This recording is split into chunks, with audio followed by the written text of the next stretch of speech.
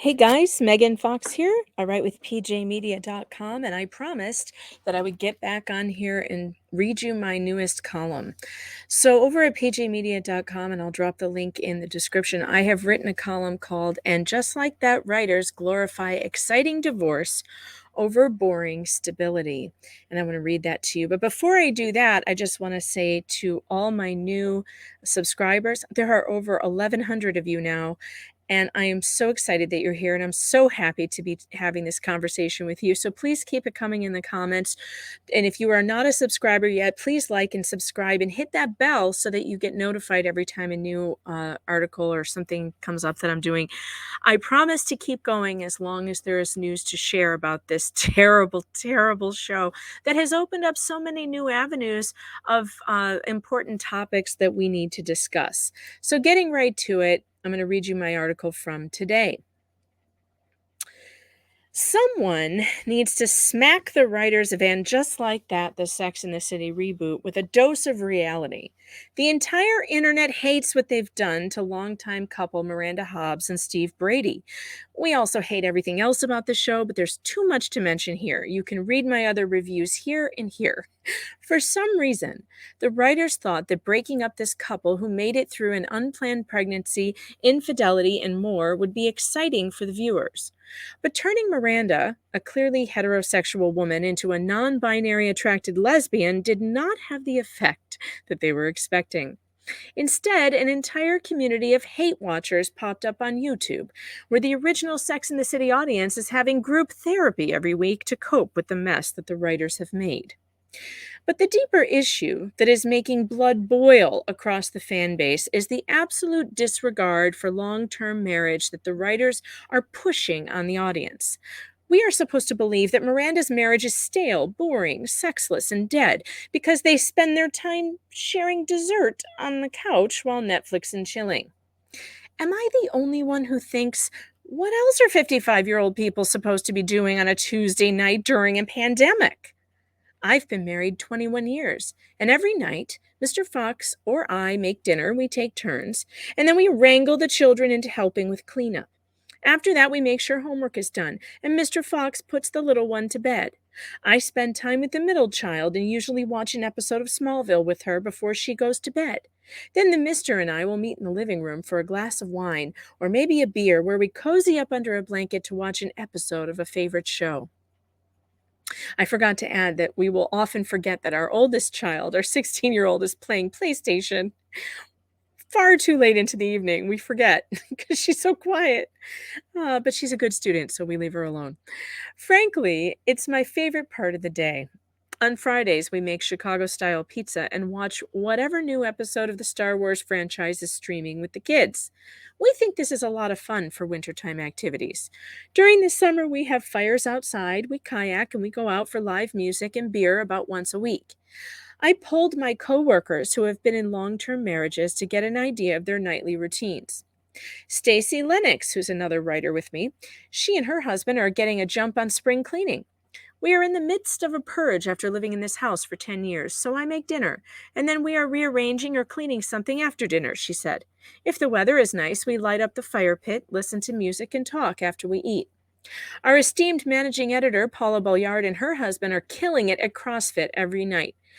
We go to CrossFit, come home and have dinner, and then read or watch TV, she said. They also head to church every Wednesday night together. Currently, they're in some tropical island paradise having their yearly winter vacation and making all of us super jealous. I'm expecting kayaking photos that are going to make me drool. In the summer, Paula and her husband also do a lot of kayaking in the Ohio tributaries. Gwendolyn Sims has been married to her husband for 33 years. We are newly empty nesters as of 2 weeks ago. I start dinner around 5 or 6 unless I'm lazy and we order in, she said. We eat dinner, talk about our days. My husband is still pandemic working from home and I don't talk to him unless it's an emergency. We then watch Netflix or football or something together or apart, depending. We each head to bed whenever we want. Athena Thorne and her husband are empty nesters now, too. She says most nights they stay in and cook supper, have fire in the fireplace, clean up the kitchen, and watch TV while they surf on their phones.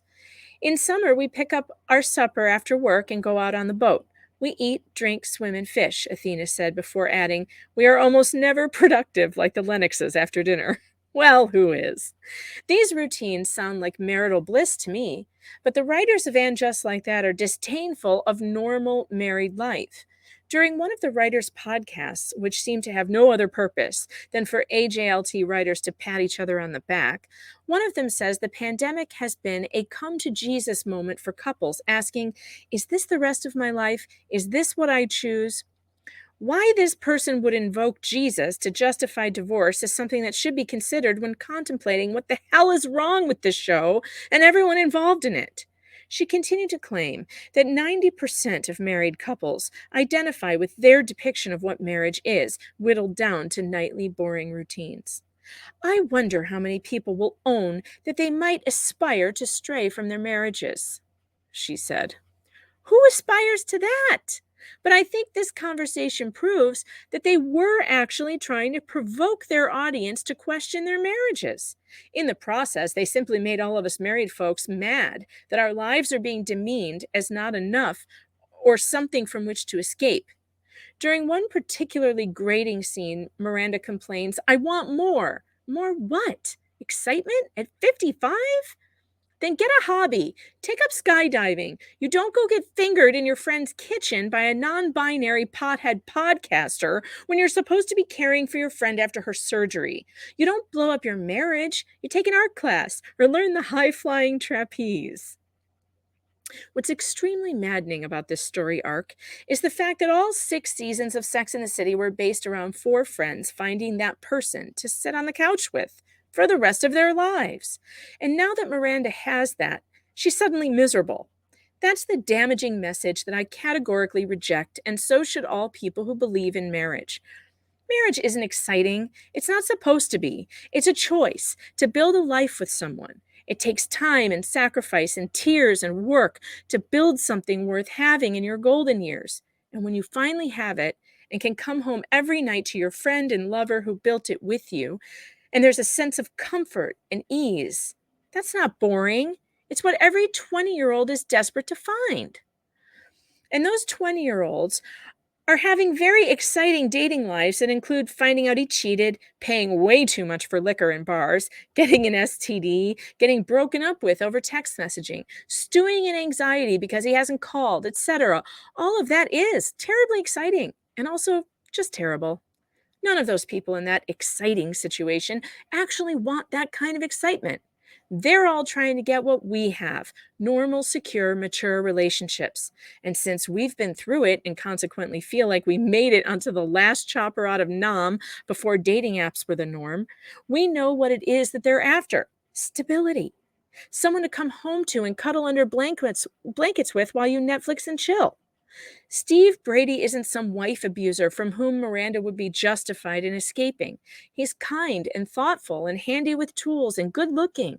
He's a catch. It's irresponsible for writers to imply that you could have the perfect husband and still be unhappy and need to blow up your marriage in order to find true happiness. And if you do that, it should just work out for you without consequences. What a terrible message. I say, if you have a husband like Steve and you're unhappy, it's you. It's not him. And leaving him won't change you into someone who's more content or a better partner. If you look to your spouse to complete you, as the Jerry Maguire movie insists is the definition of love, you won't be happy. No other person can make you happy. That's something that must come from within. The Apostle Paul famously wrote, I have learned to be content, whatever the circumstances. I know what it is to be in need, and I know what it is to have plenty. I have learned the secret of being content in any and every situation, whether well fed or hungry, whether living in plenty or in want. I can do all this through him who gives me strength. Paul instructs one to look to God, to look within, and to tend to your spiritual health in order to find contentment. In doing so, he managed to be happy despite being imprisoned. Russian political prisoner Alexei Navalny was interviewed for the first time from a Russian prison and talked about finding happiness through cooking. When we cook, I always remember the classic scene from Goodfellas when the mafia bosses cook pasta in a prison cell, he said. Unfortunately, we don't have such a cool pot and pasta is forbidden. Still, it's fun. There are countless examples of people across history who were able to find contentment in the worst of situations. But we are to believe that a cozy home in Brooklyn, with a well appointed dessert tray and an endless supply of streaming options, with the handsome father of her child, is a bridge too far for Miranda Hobbs. This, we are told, is boring and dead. Miranda must turn gay and get a divorce to escape this oppression. It's the only way out. Most married folks I know who have lasted the test of time do not feel the need to jump ship. Most of us are happily taking on the day together, sharing funny memes, discussing the latest adventures of our kids, complaining about the broken appliances, or laughing at the dog's antics. We are not looking for ways to escape because it's a tough world out there, and we made the well reasoned good choice to brave it together. That reality could have been mined for plenty of material for writers to explore. For instance, Miranda and Steve's son Brady is a real problem child. Does that kid have a job? Why does he have so much time to have sex with his girlfriend at 17? Doesn't he have exams? And he really should be in a sport. He's so thin he looks underfed. The writers missed an opportunity to fix Brady's character problem by having Miranda and Steve enroll him in swimming for 3 hours a day so he could cool off and build some muscle above the waist. If they had wanted a transgender storyline, they could have had a trans man beat Brady in swimming and shame him into trying to improve. That would have been hilarious and timely. Instead, the writers chose to show us a minor banging his girlfriend at every opportunity in his parents' house while they listen. If there was ever a reason for divorce here, it should have been that no one in this marriage is stopping their son from impregnating a minor. But the reasons we did get for the demise of Miranda's and Steve's marriage do not pass muster. No one, except the terminally stupid, gives up on marriage because there's ice cream every night instead of a crowded, pot smoke filled comedy concert with scores of tattooed and pierced social rejects. Don't buy it. Marriage is good and worth holding on to, especially in these uncertain and unstable times. Don't let Hollywood convince you otherwise. So that's that. That was my contribution to the discussion today. Please click on it and share with your friends. And again, I so appreciate you. Please leave me your comments about, what's your marriage routine look like? What's your happy marriage look like? I want to know what your happy marriage looks like. And I think every one of us would like to hear some happy, boring married stories too, because to us, it's not boring. To us, it is life. It's the life we chose, and it's the life we love. So keep living it and don't let anybody make you feel bad about it, because what you're doing is awesome, and I'm proud of you, and I think you're doing a great job, and I don't think you need to be embarrassed or ashamed that you have a boring routine with the man or woman that you love. All right, everybody, I'll talk to you later, and don't forget to like and subscribe, and I will be back, I'm sure, maybe today.